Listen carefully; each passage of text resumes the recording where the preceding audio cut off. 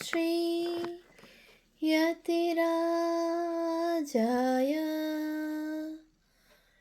विवेकानन्द सूरये सच्चित्सुखस्वरूपाय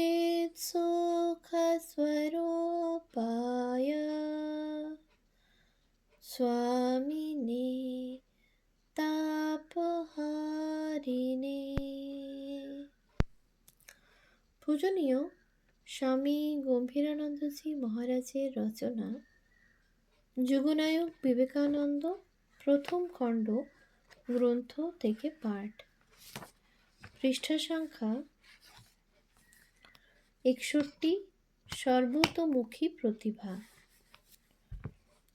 গভীরতম আগ্রহ নিয়ে আমি আমার চোখের উপর ঘটে যাওয়া এই রূপান্তর লক্ষ্য করতে লাগলাম। কালী পূজা এবং আধ্যাত্মিক ভাবাবেশ ইত্যাদি সম্বন্ধে আমার মতো একজন তরুণ ও উগ্র বৈদান্তিক তথা হেগেলবাদী তথা বিপ্লবপন্থীর মনোভাব সহজেই অনুমেয়। অপরদিকে বিবেকানন্দের মতো একজন জন্ম বিদ্রোহী, যিনি চিন্তায় স্বাধীন, বুদ্ধিতে সৃষ্টিশীল এবং প্রচণ্ড প্রতাপশালী, মানুষকে যিনি বশীভূত করেন অক্লেশে, সেই বিবেকানন্দ কিনা স্বয়ং বিদঘুটে অলৌকিক আধ্যাত্মিকতার ফাঁদে ধরা পড়লেন।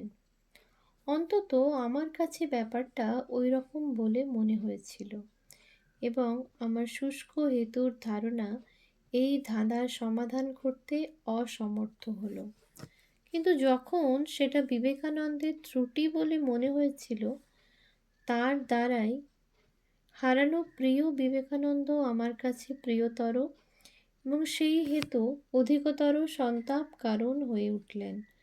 এবং ব্যক্তিগত আবেগেই, যে আবেগ তখন আমার বুদ্ধিতে ব্যক্তির সহিত ব্যক্তি সম্পর্কের পক্ষপাত থেকে জাত ঘৃণ্য জৈব ব্যাপার মাত্র, আমার মতো গৃহ গুহাশ্রয়ী মানুষকে অবশেষে দক্ষিণেশ্বরে বিবেকানন্দের গুরুকে দেখবার অ্যাডভেঞ্চার করতে বাধ্য করালো।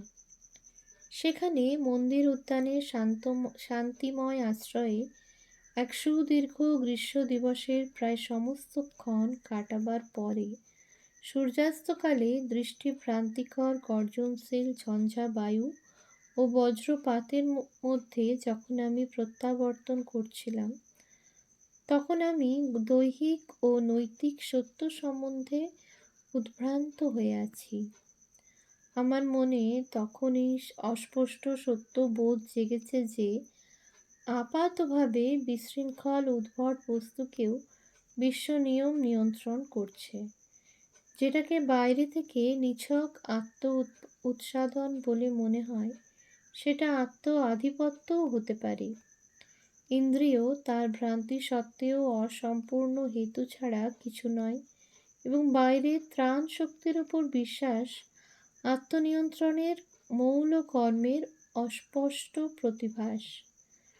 এই সমস্তেরই তাৎপর্যপূর্ণ সমর্থন পাওয়া গেল বিবেকানন্দের পরবর্তী জীবন ইতিহাসে, যিনি তাঁর গুরুর নিকট থেকে আকাঙ্ক্ষিত কৃপা ও করুণার সুদৃঢ় আশ্বাসকে লাভ করে পরবর্তীকালে সর্বমানবের বাণী প্রচার করেছিলেন, শিক্ষা দিয়েছিলেন আত্মার সার্বিক আধিপত্যের সার্বভৌম তত্ত্ব।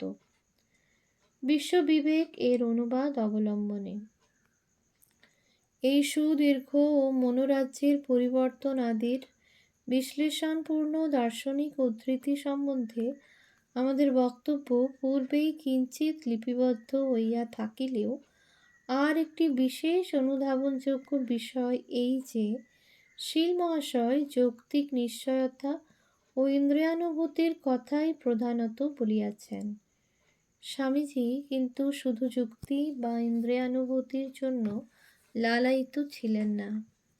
তিনি চাহিতেন অপরোক্ষ অতীন্দ্রিয় অনুভূতি, আর সেই অনুভূতি আসে ভগবদ অনুরক্ত শুদ্ধ হৃদয়ে, যুক্তিতর্ক বা ইন্দ্রিয়ের ভিতর দিয়া নহে। পাশ্চাত্য দার্শনিক হ্যামিল্টন তৎকৃত দর্শন গ্রন্থের সমাপ্তিকালে বলিয়াছিলেন, জগতের নিয়ামক ঈশ্বর আছেন। এই সত্যের আভাস মাত্র দিয়া মানব বুদ্ধি নিরস্ত হয়। ঈশ্বর কিংস্বরূপ এই বিষয় প্রকাশ করিতে তাহার সামর্থ্য কুলায় না। সুতরাং দর্শনশাস্ত্রের ওইখানেই ইতি, সেইখানেই আধ্যাত্মিকতার আরম্ভ। হ্যামিল্টনের ওই কথা নরেন্দ্রের বিশেষ রুচিকর ছিল এবং কথা প্রসঙ্গে উহা তিনি সময়ে সময়ে আমাদের নিকট উল্লেখ করিতেন। লীলা প্রসঙ্গ, পঞ্চম খণ্ড, 191-92। পরবর্তীকালে তিনি প্রায়ই বলিতেন, ধর্ম অনুভূতির বিষয়, এবং কোন স্থলে হৃদয় ও যুক্তির মধ্যে বিবাদ ঘটিলে স্বার্থহীন শুদ্ধ হৃদয়ের নির্দেশ ও উপলব্ধি স্বীকার্য। ইহার অর্থ এইরূপ নহে যে স্বামীজি কখনো ইন্দ্রিয়বোধের বেদিতে যুক্তিকে বলি দিতে প্রস্তুত ছিলেন, কিংবা এমন কোনো দর্শনের অনুসন্ধানে ফিরিতেন যাহা ইন্দ্রিয় তৃপ্তির দার্শনিক ব্যাখ্যা দেয়। ব্রাহ্মসমাজে যাতায়াতকালে এই অতীন্দ্রিয় অনুভূতি না পাইয়াই তাহার মনে অতৃপ্তি জাগিয়াছিল। তবু একথা অকাট্য সত্য যে ধর্মানুশীলনের আকুল আকাঙ্ক্ষার ফলেই তিনি ব্রাহ্মসমাজে আসিয়া পড়িয়াছিলেন। উহার মধ্যে অনেক কিছু পাইবার আশা পোষণ করিয়াছিলেন এবং সমাজও তাহার ব্যক্তিত্বের স্ফুরণ বিষয়ে অনেকটা সাহায্য করিয়াছিল। এখন আমরা সেই বিকাশধারারই অনুসরণ করি। নরেন্দ্রের ধ্যানে রুচি বরাবরই ছিল। দেবেন্দ্রনাথ ঠাকুরের নিকট উৎসাহ পাইয়া উহা আরও বর্ধিত হইল। আবার ধ্যান সিদ্ধ তিনি পূর্বেই ছিলেন। এখন ব্রাহ্ম সমাজে আসিয়া বাল্যের শিব, সীতারাম ও অন্যান্য দেবদেবীকে পরিত্যাগ করিয়া নিরাকারের ধ্যানে মগ্ন হইলেন। এখন তিনি প্রার্থনা করিতেন, হে ঈশ্বর, তুমি আমাকে তোমার সত্যস্বরূপ দর্শনের অধিকারী করো, আর মন হইতে সর্বপ্রকার চিন্তা দূর করিয়া নিবাত নিষ্কম্প দীপশিখার ন্যায় উহাকে নিশ্চল রাখিতে অভ্যাস করিতেন। স্বল্পকাল এইরূপ অভ্যাসের ফলে তাহার অবস্থা এমন হইল যে ধ্যানকালে তাহার সময় ও শরীরের জ্ঞান সম্পূর্ণ তিরোহিত হইত। বাড়ির সকলে নিদ্রিত হইলে অনেক দিবস তিনি এইভাবে ধ্যানে বসিয়া রজনী অতিবাহিত করিতেন। এই প্রকার ধ্যানান্তে একদিন তিনি এক দিব্য দর্শনের অধিকারী হইয়াছিলেন। সেদিন ধ্যান শেষ করিয়া তিনি তখনও আসনে উপবিষ্ট আছেন। ধ্যানের ঝোঁক এবং আনন্দ তখনও চলিতেছে। অকস্মাৎ দেখিলেন দিব্য জ্যোতিতে ঘর পূর্ণ হইয়া গেল এবং এক অপূর্ব সন্ন্যাসী দক্ষিণ প্রাচীর ভেদ করিয়া আসিয়া কিঞ্চিৎ দূরে দণ্ডায়মান হইলেন। তাহার পরিধানে গৈরিক বসন, হস্তে কমণ্ডলু, মুখমণ্ডল প্রশান্ত, সর্ববিষয়ে উদাসীনতাবশত একটা অন্তর্মুখী ভাব। নরেন্দ্র অবাক বিস্ময়ে চাহিয়া রহিলেন ও সেই সৌম্যমূর্তি যেন কিছু বলিবার জন্য ধীর পদক্ষেপে তাহার দিকে অগ্রসর হইতে লাগিলেন। নরেন্দ্র হঠাৎ ভয়ত্রস্ত হৃদয়ে উঠিয়া দ্বার অর্গলমুক্ত করিলেন এবং দ্রুত পদে বাহিরে চলিয়া গেলেন। পরক্ষণেই মনে হইল কাজটা ঠিক হইল না, সন্ন্যাসীর কথা শুনিলেই হইত। তৎক্ষণাৎ গৃহে পুনঃপ্রবেশ করিলেন, কিন্তু সন্ন্যাসীকে আর দেখিতে পাইলেন না।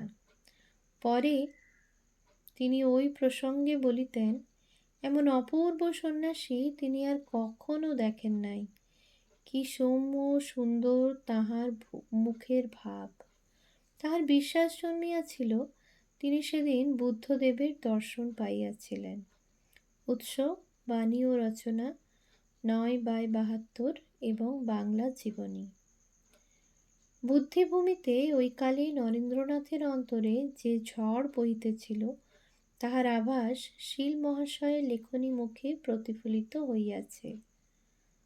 বুদ্ধি ও মনের বিকাশের পথে, বিশেষত স্বাধীন চেতা নরেন্দ্রের উন্মুক্ত দ্বার চিন্তার ক্ষেত্রে এক বিপুল আলোড়ন উত্থিত হওয়া আশ্চর্য নহে। বরং আশ্চর্য এই যে এত ঝড় ঝঞ্ঝা সত্ত্বেও তিনি পথভ্রষ্ট হন নাই। যুদ্ধের ফলে অধিকতর শক্তি, সাহস ও রণকৌশল লাভ করিয়াছিলেন মাত্র। চিন্তার রাজ্যের সহিত নিবিড় পরিচয় লাভের জন্য তিনি বহু পুস্তক পড়িতেন। অবশ্য তাহার উচ্চ নৈতিক মান তাহাকে নাটক নভেল পাঠে নিমগ্ন করিতে পারিত না।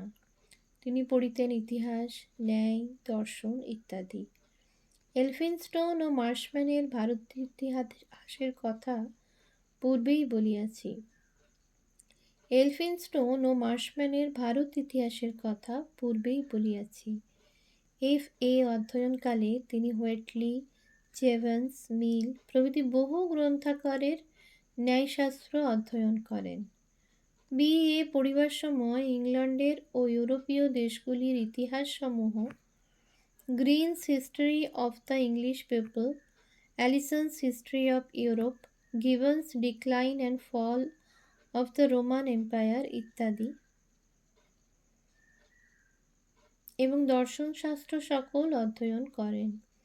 ইংরেজ দার্শনিক হারবার্ট স্পেন্সারের প্রতি তাহার মন আকৃষ্ট হইলেও তিনি ক্যান্ট, শোপেনহাওয়ার, অগস্ট কমতে ও জন স্টুয়ার্ট মিল এর মতবাদ আগ্রহ সহকারে পাঠ করেন। অ্যারিস্টটলের মতো তিনি আয়ত্ত করিয়াছিলেন। অপর যেসব বিষয়ে তাহার আগ্রহ ছিল তন্মধ্যে গণিত জ্যোতিষ অর্থাৎ অ্যাস্ট্রোনমি অন্যতম। চতুর্থ বার্ষিক শ্রেণীতে পড়িবার সময় তিনি গডফ্রিজ অ্যাস্ট্রোনমি নামক পুস্তকখানি আয়ত্ত করেন। তাছাড়া ফলিত গণিতের অ্যাপ্লাইড ম্যাথামেটিক্স আলোচনায় অতিশয় আনন্দ পাইতেন। অতুল ও বিক্রম সম্রাট নেপোলিয়ন তাহার নিকট বীরের সম্মান পাইতেন এবং সম্রাটের সেনাপতিদের মধ্যে মার্শাল নেইকে তিনি খুব উচ্চাসন দিতেন। ভাষা ও ভাবের সৌন্দর্যে কাব্যজগতে ওয়ার্ডসওয়ার্থ তাহার চিত্ত হরণ করিতেন। তাহার দৃষ্টিতে কাব্য ছিল বহু বর্ণবিরঞ্জিত সুচিত্রিত ছবিরই সদৃশ মনোরম শব্দবিন্যাসে বিরচিত এমন একখানি মনোহারী চিত্র, যাহা অন্তরে উচ্চ আদর্শের প্রেরণা জাগাইয়া মানুষকে অনায়াসে অতীন্দ্রিয় রাজ্যে লইয়া যাইতে পারে। নরেন্দ্র চিরজীবন ছিলেন সর্ববিষয়ে আদর্শবাদী। এইভাবে বুদ্ধিকে পাঠ্যপুস্তকের মধ্যে সীমাবদ্ধ না রাখিয়া তিনি তাহার অনুসন্ধানকে আরও বহু দূরে বিচরণ করিতে দিতেন। বুদ্ধির উৎকর্ষের সঙ্গে সঙ্গে তিনি ঘোর তার্কিক হইয়া উঠিয়াছিলেন। কেহ কোনো বিরুদ্ধ কথা বলিলে যুক্তিতর্কের অবতারণা করিয়া তাহাকে পরাজিত না করা পর্যন্ত তিনি নিরস্ত হইতে পারিতেন না। বিচারকালে প্রতিবাদীর দুই চারিটি কথা শুনিয়াই তিনি তাহার বক্তব্য বুঝিয়া লইতেন। কারণ তিনি বলিতেন, পৃথিবীতে কয়টা নূতন চিন্তাই বা আছে? সে কয়টা জানা থাকলে এবং তাহাদের সপক্ষে ও বিপক্ষে যে কয়টা যুক্তি এ পর্যন্ত প্রযুক্ত হয়েছে তা আয়ত্ত থাকলে বাদীকে ভেবেচিন্তে উত্তর দেবার প্রয়োজন থাকে না।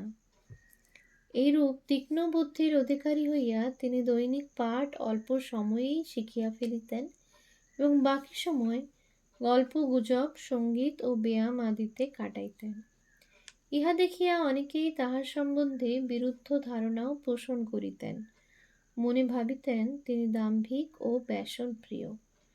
শৈশবে ও কৈশোরে যে অদম্য শক্তি আত্মপ্রকাশের উপযুক্ত ক্ষেত্রের অন্বেষণে ইতস্তত ধাবমান হইয়া চাঞ্চল্যের আকারে আত্মীয় স্বজনকে বিব্রত করিত, তাহাই যৌবনের পরিবর্তিত পরিপ্রেক্ষিতে বিকাশকামী হইয়া অজ্ঞাতপূর্ব রূপ ও লাবণ্যপূর্বক সকলকে বিভ্রান্ত করিত। নরেন্দ্রনাথের যথাসম্ভব পূর্ণ পরিচয় লাভের জন্য আমাদিগকে তাই মহাবিদ্যালয়ের পাঠ্য বিষয়গুলি ছাড়িয়া একটু অন্য দিকেও দৃষ্টি নিক্ষেপ করিতে হইবে। ওম শান্তি শান্তি শান্তি। হরি ওম তৎসৎ। শ্রীরামকৃষ্ণার্পণমস্তু।